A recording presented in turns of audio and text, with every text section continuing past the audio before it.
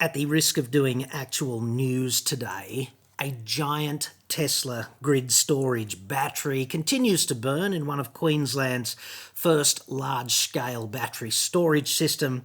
It was still on fire more than 12 hours after it first entered a state of thermal runaway between 7 and 8 p.m. last night.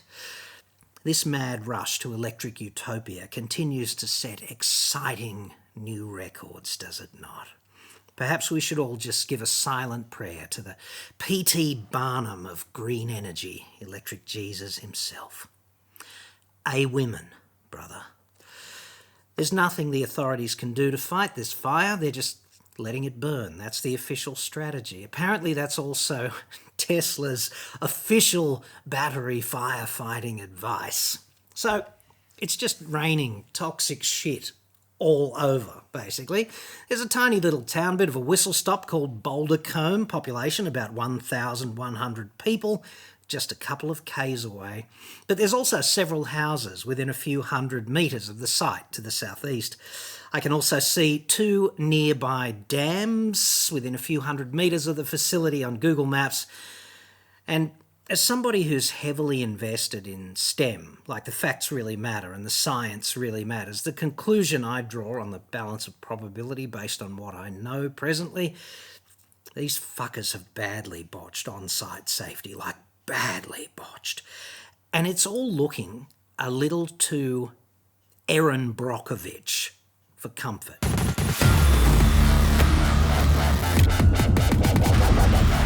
I'm John Cadogan from AutoExpert.com.au, new cars cheap, Australia only, website, card. Now, Bouldercombe, it's about 20 kilometres south of Rockhampton in Queensland, right? I assume there's a banjo academy within the city limits, if you could call it a city, as per the state's code of regional conduct, right? But I've also just confirmed that it has massage and yoga facilities under the one roof, so not entirely uncivilised. There's a substation there just north of the town itself on a site about as big as 2 or 3 football fields. At least that's how it looks on Google Maps, which has not been updated for some time. You can't actually see the battery installation there, but I'll find a shot of it and show you if I can. It's just had this giant battery system jammed fair up its anus, this substation, right? Now, just to get a feel for it, it's been installed, the overarching company is called Genex, Genex, and the supplier of the battery is Tesla. And the installation comprises these 40 modules, which Tesla calls megapacks. So there's 40 of those on site, and one of those is on fire. Each of the modules is 3 megawatt hours, which is 3,000 kilowatt hours, or about the battery from an Ioniq 5 or an EV of that size generally. It's about 40 of those fuckers in a glorified shipping container, and that's what's in thermal runaway and raining toxic shit all over everything nearby as the wind sees fit to take it. These batteries, interestingly enough, these megapacks, I'm surprised the letter X is not involved because that's his thing as well. He's such a kook. A bullshitter and a kook, dangerous and rich, dangerous combination. 20-year warranty, according to Tesla, so I assume this one's still under warranty. It's so freaking new. And it's the lithium iron phosphate chemistry, IRON, like Fe, chemical symbol. Apparently this is what is widely perceived as being the safe kind of battery that is more or less immune to thermal runaway, both of which concepts are outright bullshit, obviously. But the nearest I can get to the facts here is that these megapacks use lithium iron phosphate as the chemistry, so they don't contain cobalt, which is a huge plus for the current hazmat disaster situation, but they're not out of the woods yet, because when you have a catastrophic thermal runaway in a battery of this nature, you're still off-gassing carbon monoxide, hydrofluoric acid, hydrochloric acid, oxides of nitrogen and sulfur dioxide none of which is a plus to the environment nor human health. We'll get to that. So one of these just went up at 7:45 p.m. last night, one of those huge modules. There's some risk that the fire will spread to other modules. We don't know yet. I'll just wait and see on that one. And what I want to do for the rest of this video is to contextualize this and basically do what the general news media does not. Because I worked in TV news and current affairs, and I was a host on a news radio station. So who, what, when, and where. That's the news, okay? I'm going to do what the news doesn't for the rest of this video. I'm going to tell you what it means. This report is sponsored by NordVPN. Get 4 extra months of Nord free now at nordvpn.com/AEJC. Say you're in a cafe one day and you think you've just connected to the free Wi-Fi. But in fact, a hacker has just inserted himself between you and the internet, and he's about to start ripping you off properly. How would you even know? This is called a man-in-the-middle attack. It's one of the most common ways to get hacked. But there's no law that says you have to be the next victim. You need countermeasures, and that's what NordVPN does. NordVPN does the stuff that you and I don't understand in the background. Encrypting your data, hiding your IP address, locking everything down, basically. Go to nordvpn.com/AEJC now. The 2-year plan discount is huge right now. Plus, you're going to get 4 extra months free. nordvpn.com/AEJC. Link in the description. Just subscribe, download the app, and connect. 1 click later, your IP address is shielded, your online traffic is masked with NSA-level encryption across as many as 6 of your devices. NordVPN is the fastest VPN on the planet. It costs only about as much as 1 cup of coffee every month to keep your data, your identity, and your devices secure. Because your location is masked, you'll be able to access streaming and other services that might be blocked where you live. Plus, you can continue to watch your favourite content when you travel. You might even be able to score some great deals on travel and accommodation that are not available at home. That happens all the time. Go to nordvpn.com/AEJC now, boost your security, and enjoy that discount plus those extra 4 months of free subscription time. It's totally risk-free with Nord's 30-day money-back guarantee. That's nordvpn.com/AEJC, link in the description, and thanks to Nord for sponsoring this episode. The place to start here, pretty clearly, is with the money. And this is a $60 million project, so not huge in the domain of capital works generally, but also not chicken feed. It's very new. It was not switched on, and hey, it depends how you define switch on, because there are several steps to becoming fully operational, but the whole battery system is energized and fully operational. It wasn't switched on until June of this year, and the way I read it, it's still not actually fully commissioned, meaning connected to the grid yet. It's the parent company Genex's first big battery installation. This is a significant milestone for Genex as it marks the start of the commissioning of our first battery project, which is one of the first standalone large-scale battery energy storage systems in Queensland. Genex's CEO James Harding there, he was speaking in June when they first switched this half-cocked abomination on. Genex has developed a strong relationship with our partners PowerLink, Tesla and Consolidated Power projects over the course of the development and construction of the Boulder Combe battery project. And we look forward to working closely together over the coming months to complete commissioning activities and enter into full-scale commercial operation before the critical summer period. Pro tip for CEOs everywhere, once your sentence gets to more than 50 words in length, it's almost certainly too long.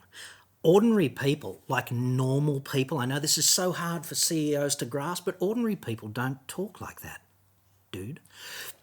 Just so you get this straight, okay? This half-cocked abomination of battery amalgamation is not commissioned yet, okay? So the bits are on the table. They're all energized and quote-unquote ready to rip, or at least they were before the fire, but it's not connected to the grid and doing anything yet, right? And I so knew we would sense the hand of the world's biggest bullshitter who's not Donald Trump. Elon Musk. Safe by design. Megapack is one of the safest battery storage products of its kind. Units undergo extensive fire testing and include integrated safety systems, specialised monitoring software and 24/7 support. 20-year warranty. Tesla there, touching it up. That's fair dinkum, that is what they do best. They've turned touching themselves up into a freaking art form. It's like a ambient humanity IQ test, is it not? Like, if you buy into that shit, you fail. Units undergo extensive fire testing. Well, there's one undergoing extensive fire testing right now in Boulder Combe, is there not? Big Elon. GenX Power, which basically owns and operates the Boulder Combe battery project, said that no one was on site at the time of the incident. On advice from the Queensland Fire Brigade and protocols provided by Tesla, the fire is being allowed to burn out under the supervision of the Fire Brigade, a spokesperson said. If I had to give this kind of PR horseshit a name, I would call it distancing ourselves from a problem. You fucking Gen X weasels. No reference to individuals is made. The Boulder Combe battery project, located in Rockhampton, once in operation, will be one of the first standalone large-scale battery energy storage systems in Queensland at an initial size of 50 megawatts, 100 megawatt hours, 2-hour storage depth. Well, that was with 40 modules operational. There's 39 more thermal runaway hazmat and community poisoning incidents to go, so not looking that good, is it? I mean, long term. GenX is an ASX-listed clean energy masturbator, as far as I can tell, and they pay their CEO $648,797 in total, or they did last year. That was down from $830K in the year before. Dude, oops-a-daisy. What went wrong still? It's more than you get for a shift at the chicken processing plant, is it not? The $650-ish thousand buck bill for a CEO in a company like GenX is roughly, like very roughly, equivalent to what they hoovered up from the government in grants and other tax dodges. I mean, incentives, obviously, green incentives. Total revenue for GenX, 27 million buckaroonies, and not 1 cent of that, apparently, was spent on on-site fire suppression, was it?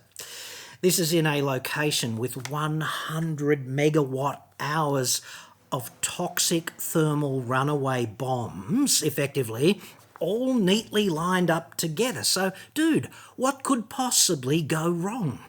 Fire suppression? Who needs that?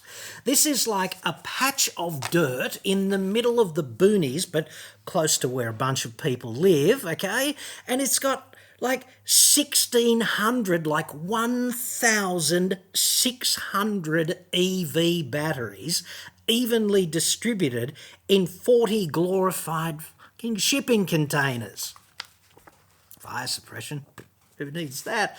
And I note from the pictures that none of these modules, these glorified shipping containers, they're not separated from each other with concrete walls or earthen berms or anything of that nature. There's no positioning systematically of these modules so that any blast or explosion that occurs will occur in a way that does not impact other modules. Like World War I and II in munitions factories, we modularised those and we put them at odd angles to one another so that the door and the earthen berm around the thing, if one went up, it didn't start this horrible sort of wall of dominoes cascading into all of the others.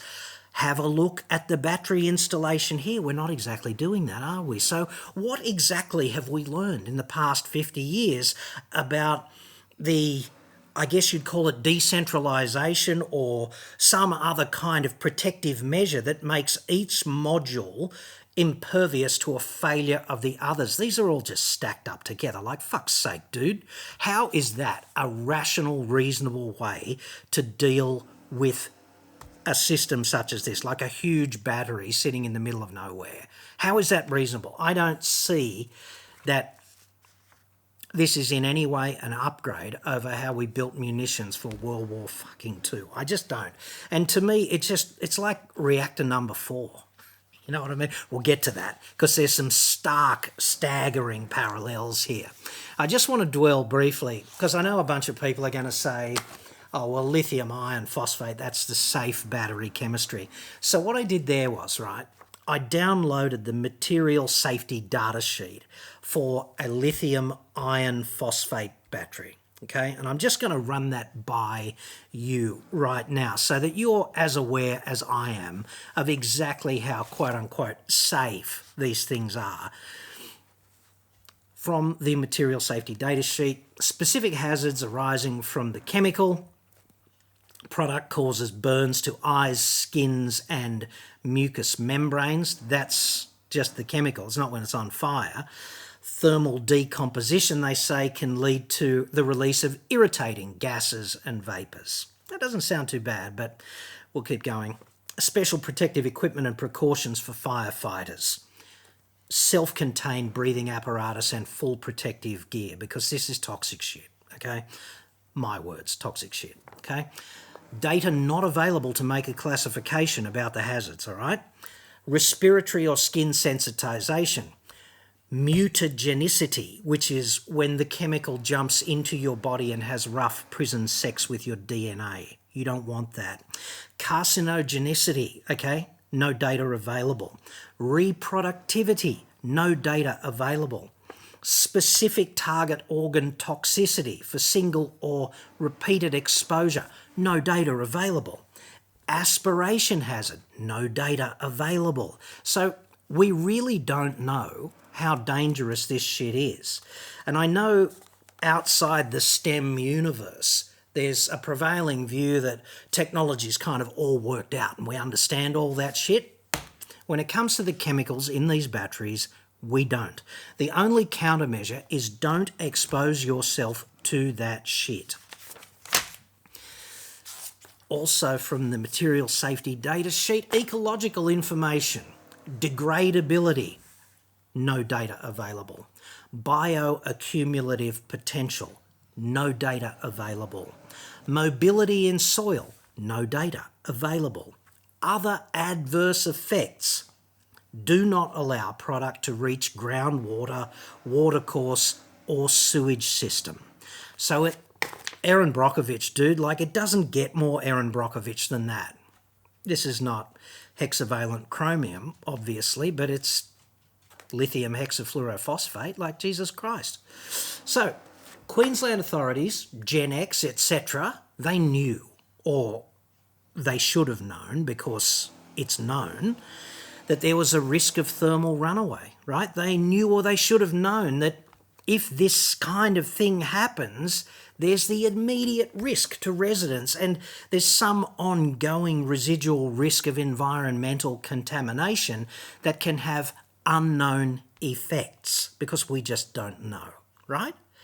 They should have known these things, and that means there should be countermeasures in place, and I'm not seeing them.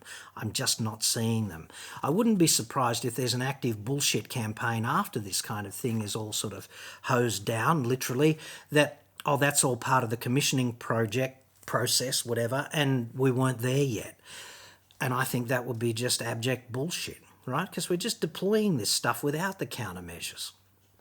There's no apparent containment measures, right?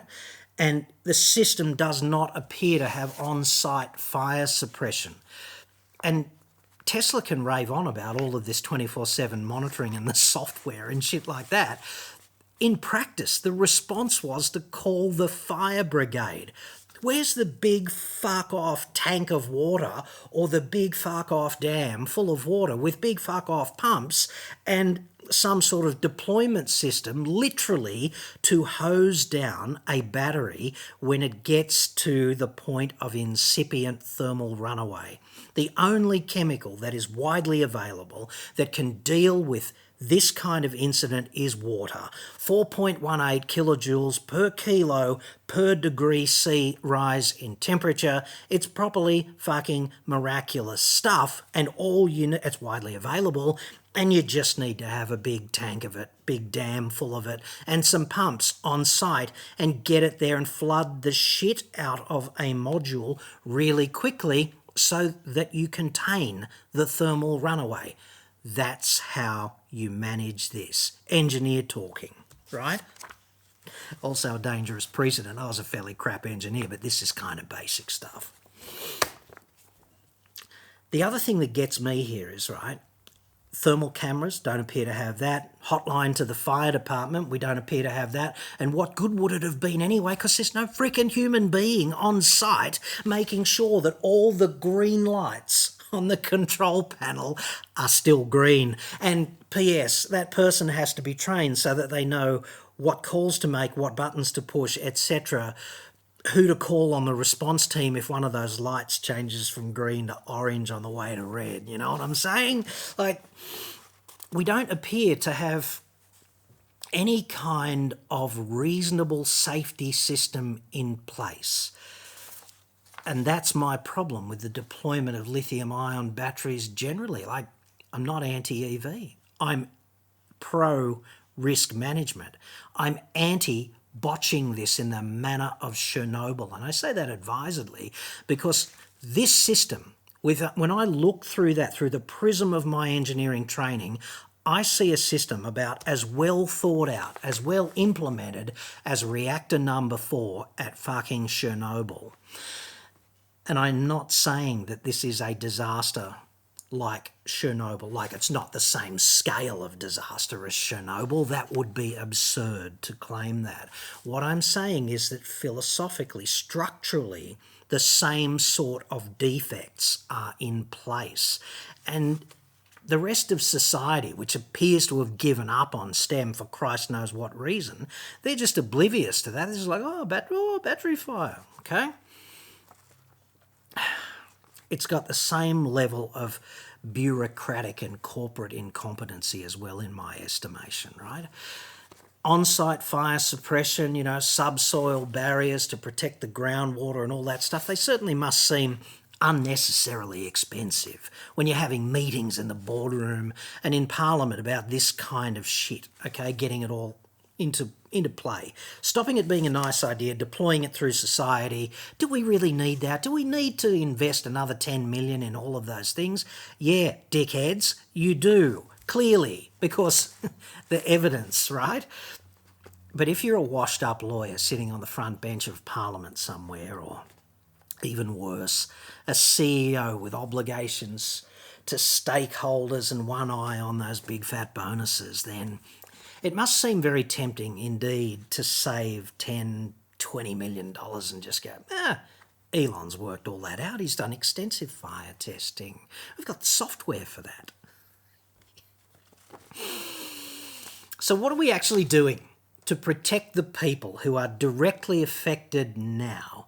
What is the actual human life and health protection advice? Officers said the fire caused hazardous smoke to spill out into the immediate area, and nearby residents were urged to stay indoors and keep respiratory medication close by. That was reported by the ABC, and exactly the same advice was reiterated by Costello's cockheads over at 9. That's seriously the best we've got in the 21st century? Shut your doors, grab your drugs? Come on, dude. Like, it's not funny. Like, it is kind of funny, but also when you think about the stark reality of it, shut your doors and grab your drugs. Can we not do better than that? Is there not some other countermeasures that should have been in place upstream so that shut your doors, grab your drugs was unnecessary? Not good enough. doesn't really begin to describe the response to this situation. And in particular, I'm being critical of the upstream response. Like, if you put the right countermeasures in place right back here, a battery goes into thermal runaway, a human being sees a light go orange, and a temperature gauge is going towards the red zone, and they know to which module it is, and they know which button to press that irrigates that module, like fucking floods it, dude. And then we don't have to shut our doors and grab our drugs. So I'm going to leave you with this, because some people are going to say I'm being a complete narc when I make comparisons between Chernobyl and this incident. But the similarities, like when I look at that like an engineer, the similarities are stark. And it strikes me that it's been 30-something years, 37 years-ish since Chernobyl. And I really do wonder what we learned from that, if anything. And maybe those lessons, or maybe the direct impact of those lessons has been attenuated over time, and we're kind of, we're smarter now, we've got better technology, blah, blah, blah. But there's a report that was released in 1992. It's called INSAG 7. Okay, 1992 was actually 6 years after the Chernobyl disaster. So these brainiacs had 6 years to think about all of the things that led to that meltdown, right? And this is what they found in terms of contributing factors. There are 9 points, and I'm just going to go through them briefly now, but I'm doing this to make sure that you're aware just how badly we have implemented the batteries and how little we've learned from disasters. And if you think about the world like a giant, interesting laboratory, like everything's a lab. A street fight is a lab, if you're in one. You know, you get better at it the next time, kind of thing. You get better at defending yourself, whatever. A nuclear disaster is a lab, like Fukushima. Good idea not to build another reactor in such a seismically active region right on the edge of the water, for example, right? You can learn from everything in a lab. If you think about the whole world, life is a lab, right? You'd want to get better by virtue of we're all running mad experiments on everything every day, and we've got to learn from them and get better. So, INSAG report, the following contributing factors. Number 1, the plant was not designed to safety standards in effect and incorporated unsafe features. When I look at INSAG 7, Chernobyl, and I look at this disaster that's still playing out now, tying up firefighting resources, whatever, yeah, incorporated unsafe features. So no on-site effective thermal runaway fire suppression. Big tank of water, button that says flood that chamber now, dude. Number 2, inadequate safety analysis was performed. Yeah, like what safety analysis? The safety protocol here is, oh shit, Jim Bob, a battery module's on fire. What's the number for the fire brigade again? Is it still 000? Come on.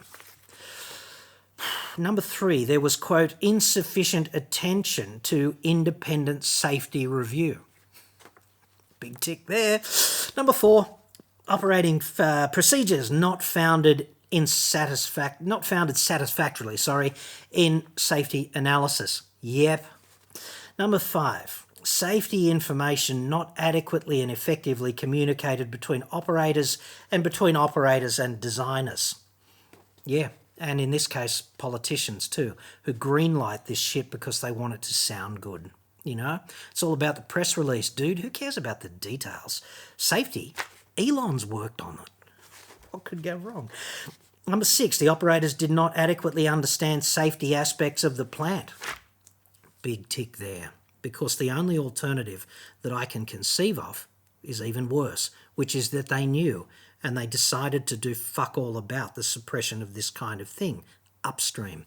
And that would be unthinkable if there was an off-the-books meeting that said, don't think we'll worry about that, mate. Just call the fireys.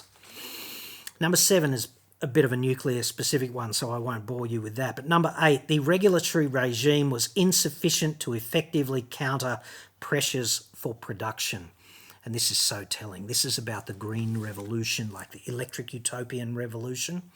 Politicians just want to be seen to be doing that shit. They don't care about the implementation, and STEM is just an inconvenience generally, because the facts often involve more money. You know, you want fire suppression, it's going to be another $10 million. It turns your $60 million project into 70. And then if you want effective groundwater contamination when you do flood one of those modules, that's going to be another 10. That's turning 60 million into 80 million. That's upping the ante by 33%. Like, fuck off, dude.